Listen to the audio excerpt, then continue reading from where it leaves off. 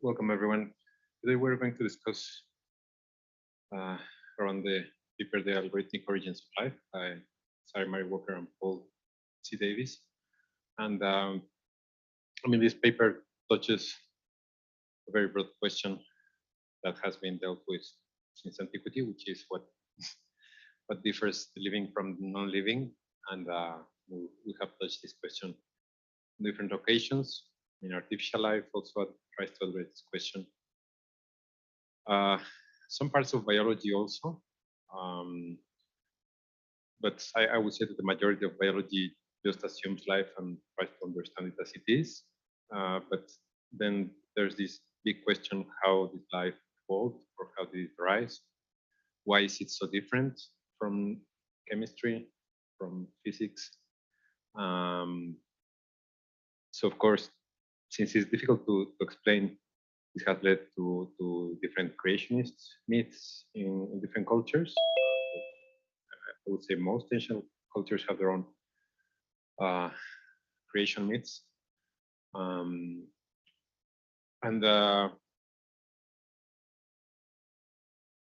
they discuss what makes life different from non-life, and how could it evolve.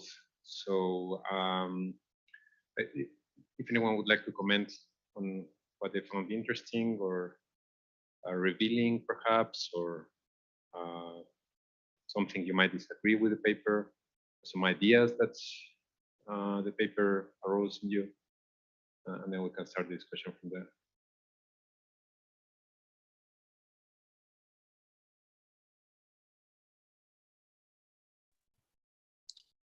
I don't disagree with it, but I found it a little bit hard to understand because I felt the authors were a bit. I mean, I think they don't write as clearly as I would like to read, but it's a little bit. It was a strange reading for me because I thought we had all decided to disagree. We had all agreed to disagree in what we define as life. And so I read it with my prejudices of that. I think it's a pointless discussion because even there's a part where they say it, no, that like this is an undecidable problem, and maybe there's no distinction or no line you can draw between life and non-life, and I found it a bit confusing. Yeah. Also both authors, I think they were originally trained as physicists, but you're also studying physics, right? So yeah. Yes, so that shouldn't be the difference. That you come from different field. Many questions are still open. So, for example, they and many other authors speak about causality, and they also pose towards the end all the challenges of downward causation, and this is of course an open question. Not only, we haven't agreed even whether downward causation exists. Some people don't believe in it, but we need not only that, but we're lacking formal methods to describe causality in a convincing way, because of course you can draw causal diagrams like, okay, A causes B and B causes C and maybe C causes A, or you can make causal networks with that. But that is somewhat limited, and also sometimes you make several assumptions when you're describing causalities. So, well, actually, when we're discovering anything, we make lots of assumptions, of course. But what I want to say is that there's still, let's say, no agreed definition on how to define causality, not even downward causation, but causality in general. So, of course,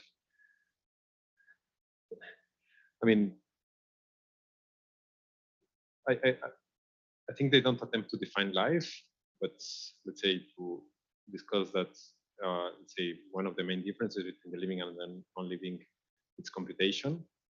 And this idea is not entirely new. There's a paper from the 1994 by John Hoffield, famous for neural networks, which I forgot the title, something like Physics, Information, and Why Biology Looks So Different, or something like that. I remember just the last bit, and why biology looks so different. And he gives a very similar argument, basically that the living process information in ways that the non-living that can also process information, but they do it at a much more rudimentary level, as far as we can see. Because of course there is these notions of agency or purpose that have been also put forward as characteristics of living systems, that basically the living are not simply accepting their destiny, but they have some internal will. But of course, if we follow Schopenhauer, everything can be described to have a will, also inanimate matter. Like, for example, the rock has the will to fall, and that's his will. But then there's choice. But then if we go that way, we will fall into the free will problem, because, okay, we have choice, but is that really something inherent and we are able to choose, or it's just an illusion that we have and our decisions are predetermined beforehand? Yeah, that's lots of open questions. But perhaps someone else has more comments. Yes, I found the article very interesting. One of my favorite parts in this text was the analogy among biological systems and the self-replicating automaton, which consists in three components: a universal constructor, an instructional blueprint, and a supervisory unit. And I think this structure also could be used to understand cognition. In this case, the universal constructor takes environmental information to build any possible mental state. The instructional blueprint is basically the brain. I mean, a physical structure that is actively processing a source of algorithmic information. And the supervisory unit is something like consciousness or self-awareness, right?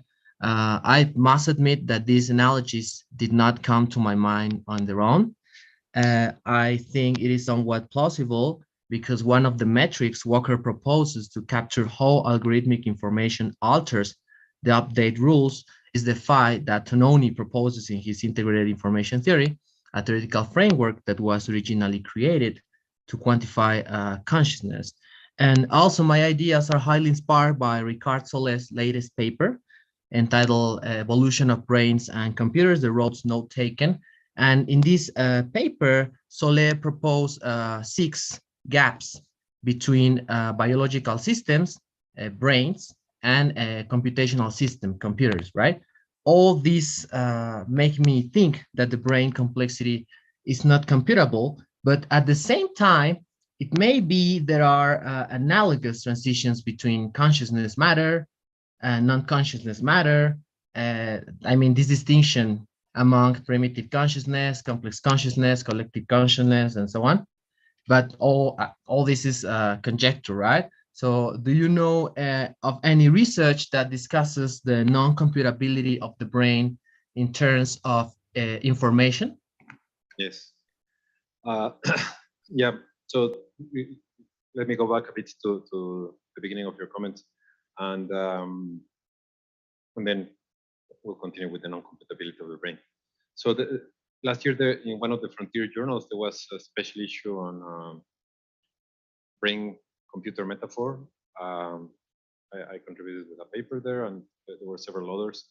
So, I mean, I guess this metaphor of the brain being a computer started with information age. I mean, the first computers were described as digital brains or electronic brains.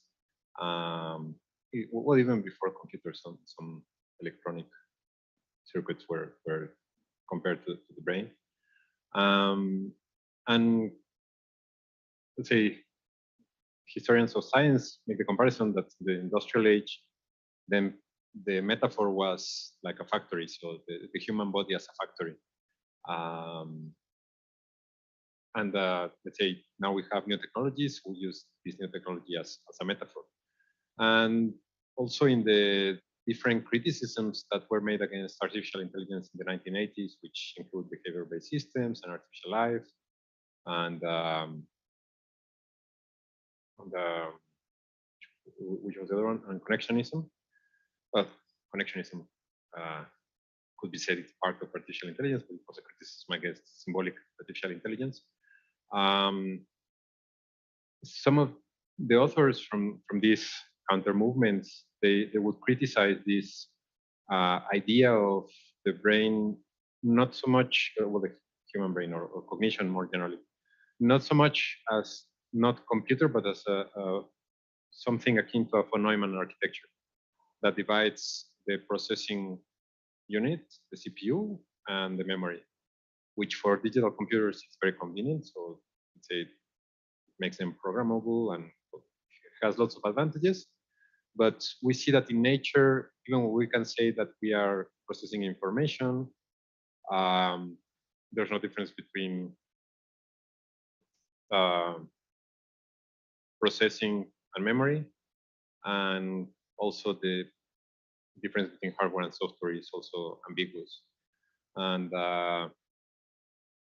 so some of these authors suggest that that difference is relevant, and we want to achieve or imitate or build systems with artificial cognition similar to that of animals, not even humans, but also animals. Then they have to follow these other architectures, and let's say that led to 4E cognition, where you have embedded, embodied, extended, and inactive cognition. So I mean, those criticisms are already there from 1980s, 1990s, and they have continued. I mean, they're still valid. And about the limits, well, whether the human brain can perform non-computable functions. Remember that computability was defined by Turing as, well, a computable function is one which a Turing machine can compute. But this is in theory, in the sense that there are computable functions that we don't have time in the universe to compute because we have infinite time and infinite memory. So in practice, there are some computable functions, Turing computable functions that are not computable in practice. And also there are non-computable functions in theory that are computable just because we have a posteriori knowledge about, for example, the halting function of a particular universal Turing machine. So there have been many proposals of so-called hypercomputation, and not only related to the human brain, but in general, in theoretical computer science, they say, well, could we devise some mechanism that could go beyond Turing machines? And there have been several proposals, but some of these are kind of way too exotic for people to take them seriously. Or, I mean, one of the most common ones is to take parallel Turing machines. So there was this idea that if you can have universal Turing machines running in parallel, then you could perform functions that Turing machine would not be able to compute. But then it was shown that a single Turing machine can simulate all those parallel Turing machines. And of course, it takes longer, but in theory, can compute everything that those parallel Turing machines can compute. So they are not hypercomputers. And similar things have occurred with other attempts of formalizing hypercomputation. But then it seems to me that I mean, our brain is not a computer in the sense that doesn't follow laws of logic. We can have a model of the brain using logic, any flavor of logic you want.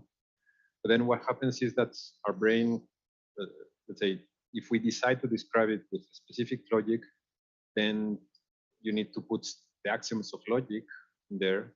And then what happens with our brain in practice is that we can basically change the axioms that would describe our brain. And that leads to inconsistency. And of course, there are paraconsistent logics where you can allow for this, but then you lose certainty that you want in formal systems. So, so far we haven't come up with a proper way of describing human cognition, and not only that, simply natural language with ambiguity like polysemy, polynomy, irony, sarcasm, and so on. We haven't been able to formalize it properly. Doesn't mean that we will be unable to do it.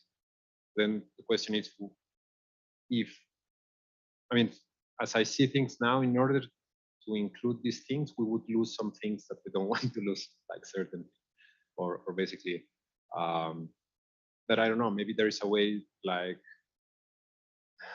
I mean, in a formal system, you basically start with axioms and then you build theorems and use the axioms from previous theorems to demonstrate new theorems. And if you change the axioms, then you would need to constantly check whether some of the theorems that you already proved are still consistent or they need to be updated as well. And in traditional artificial intelligence, there's something called belief revision. So it's kind of a way of trying to simulate this, but I think that we go to a deeper level in the sense that, of course, you can build a program that changes itself to a limited degree, but let's say we still haven't built code that rewrites itself. I mean, the code adjusts some parameters, that is very useful, but a program that rewrites the code or defines new primitives for a programming language, that we don't have. Or a robot that changes its own hardware, that we don't have. And of course, you could say, well, but also we are limited in the sense that we don't change our hardware. I mean, we are also constrained by how our physiology works, how our neurons work, and we don't have well, some people say that with genetic engineering we're close to being able to change this, but say so far we are stuck with the brain we have, and of course we can train it and we can do some adjustments, but we cannot change the hardware.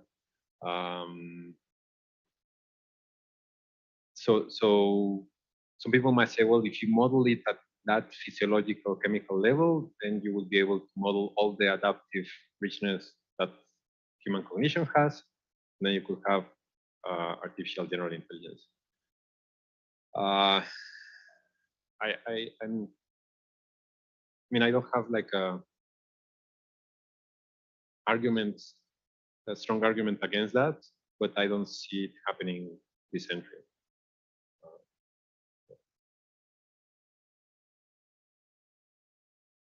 So, could you share the team issue you mentioned? To be honest, everything you mentioned seemed very interesting to me, and I think these ideas could well be taken to another level, encompassing concepts such as the liquid brains that Ricard, Solé, and others proposed a couple of years ago. An interesting method that I have seen to demonstrate that the complexity of an object is not computable is to demonstrate that the structure is an Rosen MR system. The truth is that I have not seen it apply to study the brain, but perhaps in the future we can see more about it. Yeah, Rosen, it's quite a rabbit hole in the sense that, well, he proposed like decades ago these MR systems and like a way of characterizing living systems and formalizing them. years ago, I tried to get into it, but I didn't understand it. And also I don't understand people who have gotten into it. But maybe that's just my limitations. I mean, what I have seen is that it's like a very ambitious project, but yeah, I haven't managed to understand the mathematics that they handle. So of course, that's something that you want about an explanatory theory, that people can understand it. And of course, it's not a limitation only of MR systems. Most of cosmology is like that, and we could say quantum mechanics.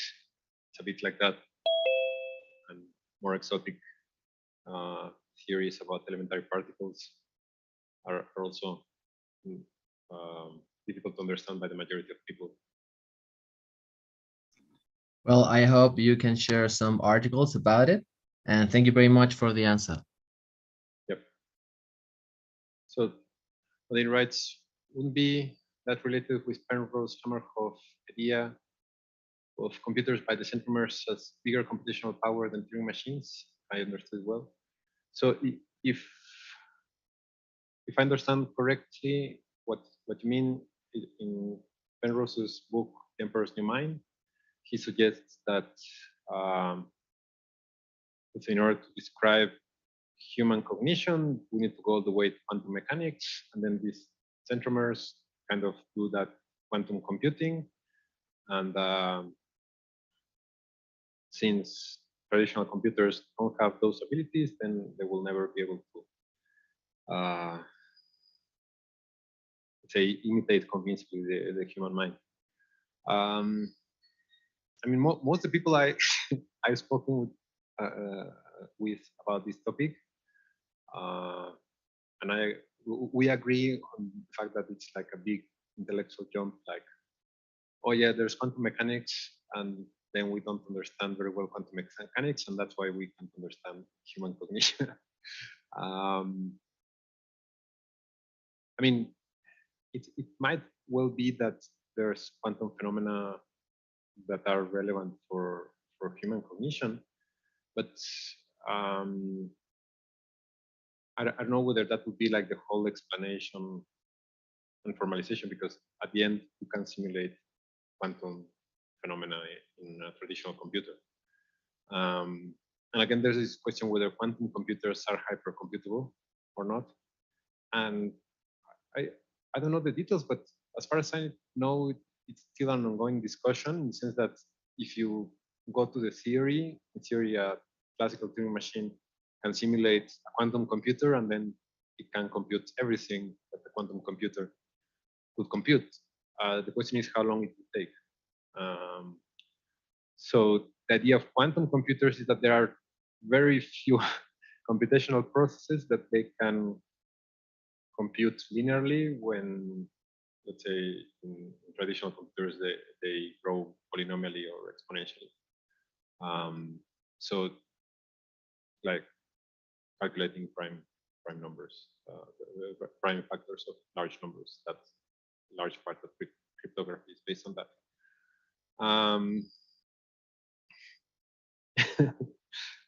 Then, right, I'm always afraid of pseudoscience when I hear the word quantum. Yeah, I guess since it has been used and abused in so many different contexts, then it is difficult to distinguish which one is kosher and which one isn't. Yeah, because there are some practical theories that use the word quantum or whatever buzzword might be popular. But then there's several fields that have to do with quantum mechanics. They're serious and they have applications and so on. So Amari writes, I think a better approach to tackle that problem is to start building neuromorphic software and hardware. Yeah, that has been also an attempt already for decades. So for example, in the 70s or 80s, there was a specific computer that was engineered to compute cellular automata.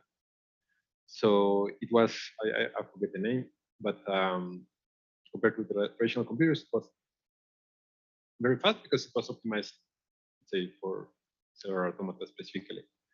And let's say in its age, it was very fast, but I don't know, maybe, of course, it was very expensive, but I don't know how long it took PCs to overthrow it. I mean, to be able to simulate cellular automata as fast as that machine. Maybe it was 3 years, maybe it was 10 years. I don't know, but I mean, with an exponential increase of processing power, it just took some time. And I think it's similar with neuromorphic computing in the sense that they have also been, there are, I think, maybe in recent phones and computers, some companies include some AI chip. Basically, some hardware optimized to compute deep neural networks, and it accelerates that type of computation.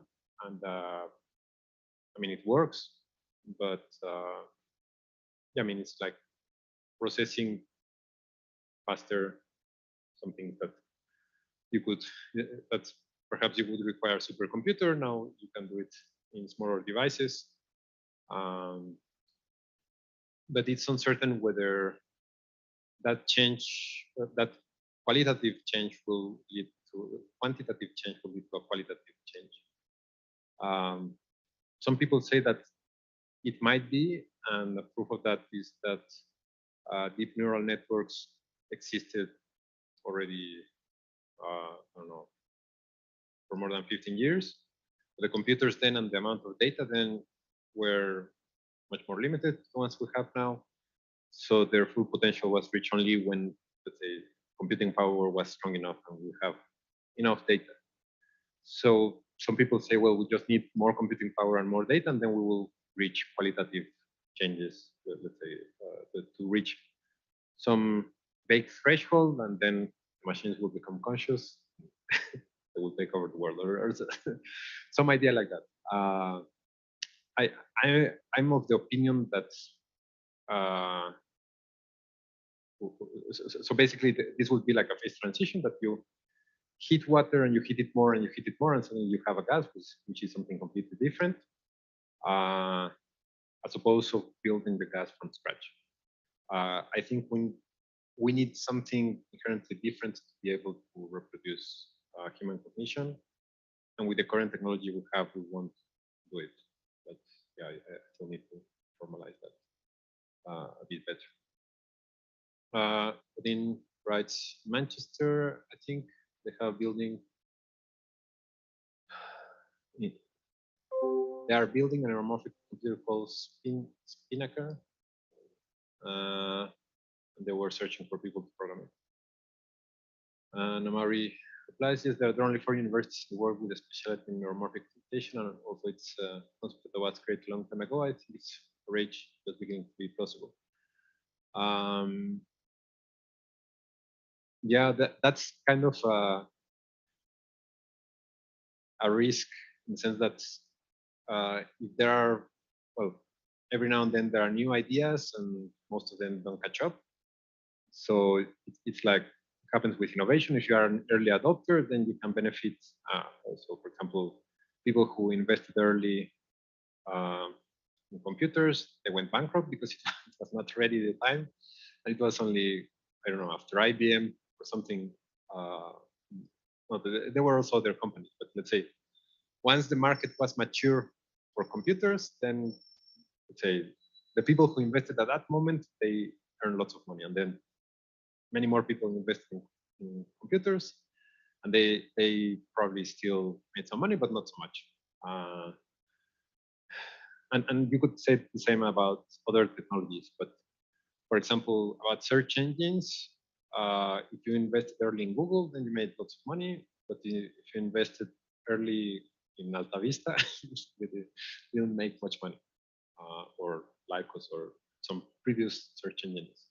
So, I mean, what I want to say is that when there's like a new field opening, there's the risk that, let's say, it will not deliver what they are searching, or let's say basically that it's not adopted, doesn't grow. So then if you kind of invest time into that field, then it would lead, I wouldn't say to nowhere or to a dead end, but let's say either there will be a small community and might persist, or it will just dissolve and then you will need to find a new community. But then if you are lucky or manage to guess the right tendencies, that could, the interests in that new field will grow, and of course the early adopters will benefit because their papers will be more cited. There's a cartoon which I'm listening to a biography of Newton by James Blake or Blake, and I mean this idea about the apple falling on Newton and Newton deriving law of universal gravitation from it. I mean, it didn't happen like that. But anyway, there's this cartoon of Newton watching an apple fall and thinking, oh, the law of gravity, and that's a high impact paper. Then some other guy of similar age watching an orange fall and say, oh, oranges also follow the law of gravity. That's a low impact paper. So of course we want to be like, if we want in science to make high impact papers, we need to be innovative, but we also need to be aware that most innovative ideas are wrong. But that's how science works. You need the risk. I mean, it's the same with investments and markets and so on. In order to make money, you need to risk.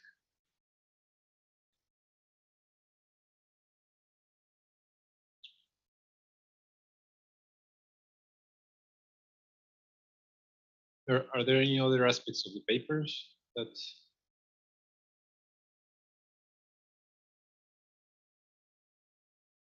I mean, they suggest that perhaps the transition to life could be seen akin to a thermodynamical phase transition.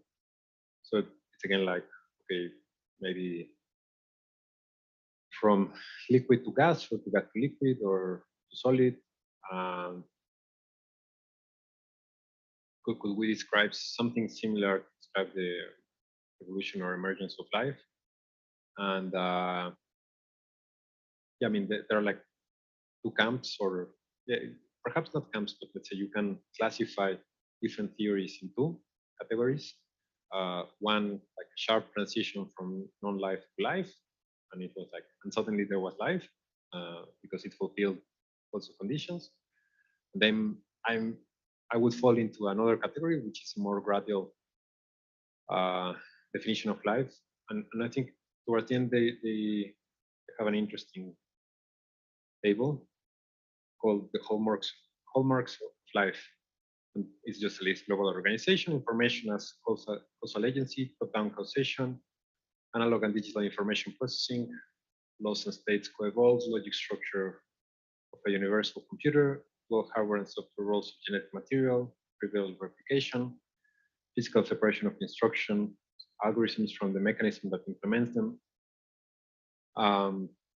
So, I mean, there are many definitions of life that also have a list, and then let's say if you have these properties, then you are alive, and if you don't, you aren't. And we already saw that these so-called shopping list definitions of life are problematic. And Caroline Weisner has a book called Complexity, and there she poses the gradual definition of complexity, in the sense that she doesn't say, well, a complex system is this and this and this and that, and if you don't fulfill this, you are not a complex system. But she says, well, there are these essential properties of complex systems. It's by Caroline Weisner, and I forget the other author, beginning with L, his surname, and it has complexity in the title. I think it's Yale University Press.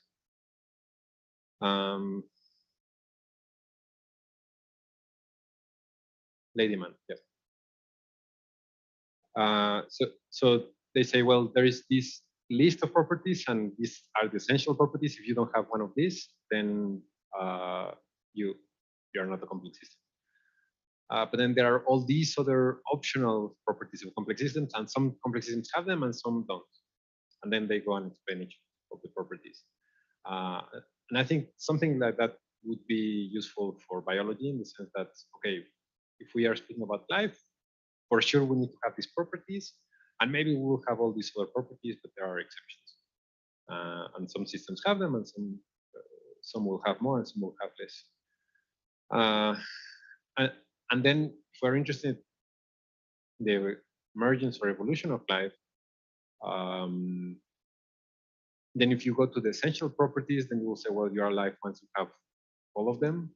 But of course, there's a question of in which order you acquire them.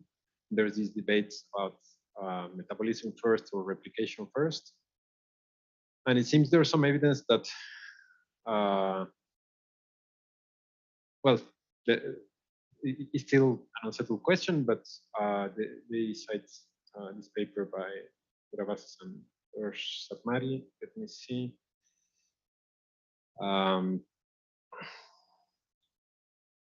So they say that autocatalytic networks are not evolvable. So this constrains metabolism first scenarios in the origin of life. In the sense that you could have autocatalytic sets, which would be metabolism first, but then these are not evolvable, because if you have a small change in that, then everything breaks down. So it's more difficult to accumulate changes, evolutionary changes, if you start with metabolism than if you start with, let's say, RNA first. But I mean, the precise order might be important, but the relevant thing is that you need both. It's difficult to say, like, okay, in this moment life began, and before you cannot say that there was nothing, because you had millions of years where you had these reactions evolving, and let's say all the prerequisites for living systems, they were being formed, and then they came together at some point, and then they became more complex. So it's a bit arbitrary to say, okay, this is life and this is not life, because it's like a very gradual accumulation of different properties.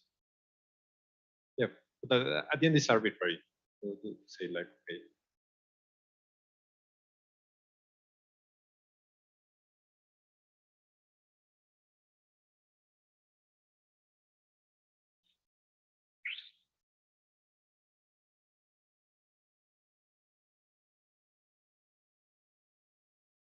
Okay. Any other questions or comments?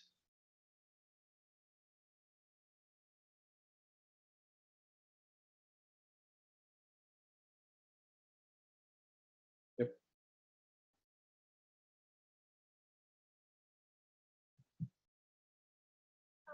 Yes, I just have a question about how can one measure the change of flow from bottom up to from top down, because there is an example in the 5 section of the article that they have some evidence of this shift. So I don't understand if you have an experiment with this as a something. How can you measure this shift and the following? Yeah, I mean, there have been some attempts at trying to make some of these measurements, but I think there's still no agreement. I mean, it's related to what we were saying, that there's no agreed way of measuring causality in general, even less whether it's bottom up or top down, because at the end we get confused between the describing phenomena by themselves and our descriptions of those phenomena,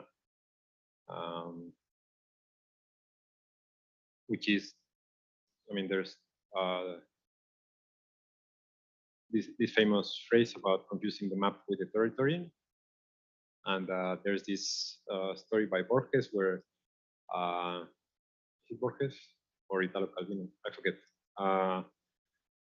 Well, there's this kingdom where they make map scale 1 to 1, so it covers the whole kingdom. But then I forget, but it was something like it was they realized that it was useless. So then they started using the real world as a map. And in some cases, it was as good as the map itself, or something like that. In the sense that when we have a description of a phenomena, of course, we make an abstraction, but in many cases, we need that abstraction because the phenomena has so many rich details that say we cannot say everything that could be said about all those details. We need to abstract only what is relevant for us, and that people call this a coarse-grained description, and instead that you are not including all the details you might observe.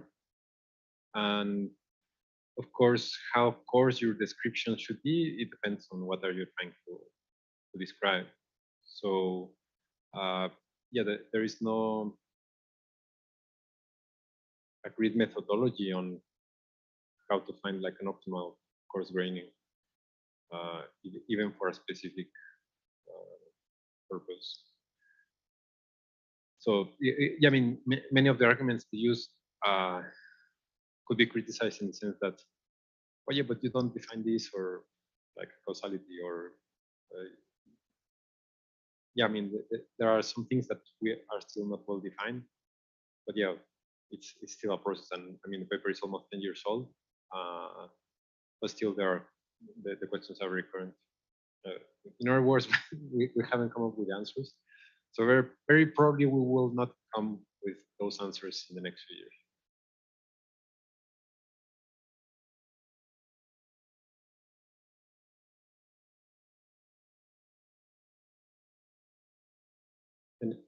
Any other comments or questions?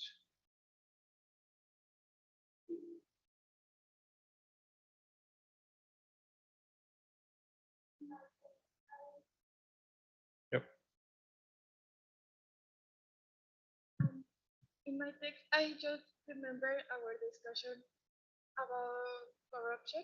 Yep. And I thought that this uncentralized control regulation way of managing systems could be very useful to control and managing corruption.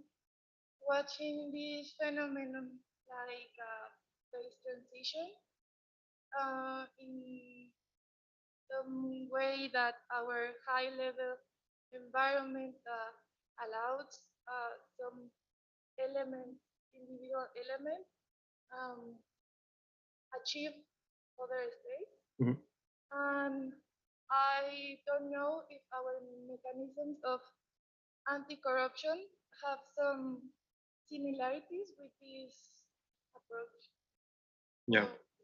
How? Yeah, as far as I know, they don't, but very probably they will benefit from them. Since that if you have a self-organizing system that regulates interactions in a bureaucracy, then if you regulate those interactions properly, it might be more difficult to be corrupt, because let's say corruption is possible because you can identify who to bribe or who is responsible. And if that responsibility is distributed, then it's more difficult to say, oh, let's agree on doing something, because everyone would need to be on the same side. So it would be a bit like with the currencies, that let's say if you make a change, then everyone knows what's going on, and let's say there's a trail of what happened, which of course doesn't make it foolproof, but let's say might be an advantage. I also got this advantage because if you dilute the responsibility, then the corruption could continue, and then you cannot say who's responsible because it's just inherent in the system. But of course, the idea would be to design it properly so that corruption is more difficult, as compared to what it is now. Yeah, like avoiding to spread and make so much big networks, reducing them. Yep.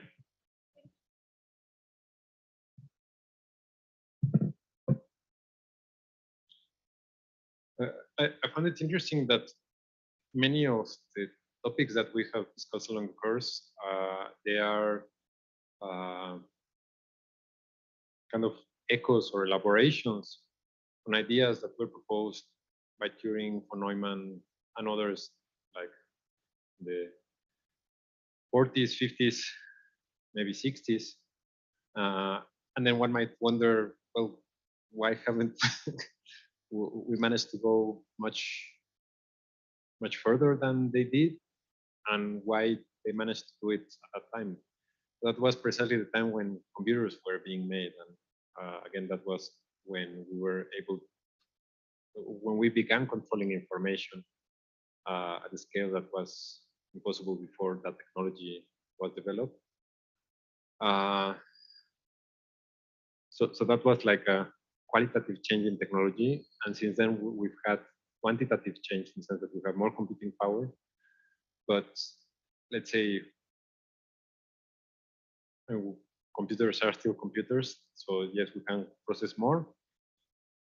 But then the ideas of describing phenomena in terms of information and computation, I mean, they're still there because it's still the technology we use. So I wonder whether we'll be restricted to the next revolution, whatever that may be, before we can come up with big shifts on our understanding of the world. I mean, at the end, this science is about having the proper tools to study the world, because of course the ideas we might have, but then imagine ourselves in antiquity without telescopes, without computers, without Wikipedia, and then we are trying to explain how the world works. So of course it's natural to come up with stories about gods or spirits or creations, because we don't have the tools to make experiments or to contrast different theories. So of course there are different explanations, but then you cannot decide which one is more useful easily.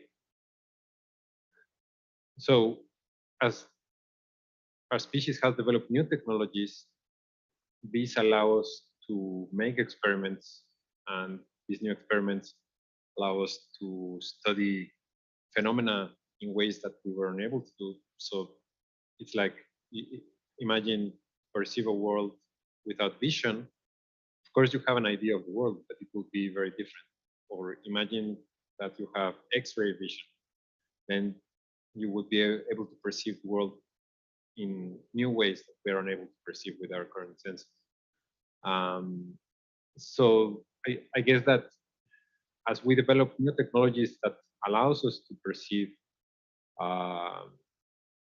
new aspects of our world, then we will be able to develop new theories. Because I mean, the theories are easy to develop, but then if you don't have the tools to make experiments, contrast those theories, there will be just ideas like, yeah, like many theories that are that we're unable to contrast. So yeah, I guess we just have to be patient and try to contribute in part of that process, because of course it's interesting that it's not a single person that does everything, like develop and the technology and the theory and the application, but it's the whole community, and then you have some people that have some ideas, and then some other people take those ideas and they develop some technology, and then a technology, some other person says, oh, we can use this for this application, and then another person decides, oh, we can also do it for this other application, and then with that application you make experiments that allows you to improve the theories. But of course it's always a social effort. Yeah. Okay, so if there are no more questions or comments, we'll meet next week for your expositions of your final projects. Just as a reminder, the idea is that you present mainly your results, and then you'll have time to organize everything into a text.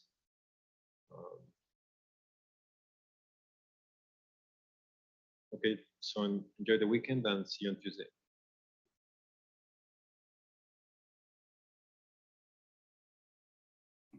See you. Thanks. See you. Thank you. Bye.